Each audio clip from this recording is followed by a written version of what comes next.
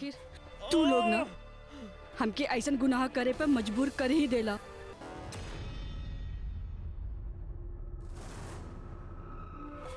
अब कोई गलती ना करब, सबसे पहले दरवाजा बंद करब, न तो फिर से कोई आ जाई। रह दे देव, खुला रह दा। अब हम केहू से ना डराए।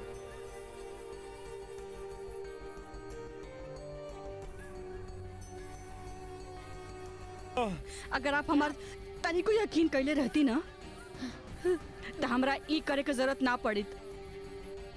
लेकिन ना, तू सब लोगन के काली देव पर भरोसा रहे, हमरा पे नहीं। और फंसते गई नहीं ओकरा जाल में। और हर बार लांछन खाली हमारी के सहे के पड़ल।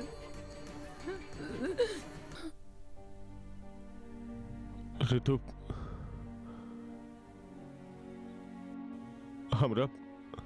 हमरा माफ कर दे ऋतु। तोहरा तो हम कबो समझे ना पौनी।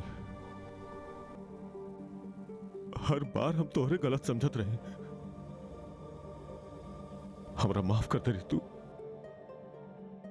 हमरा के भी माफ कर दी प्लीज। एको लड़की होके हम लड़की के दुख ना समझनी।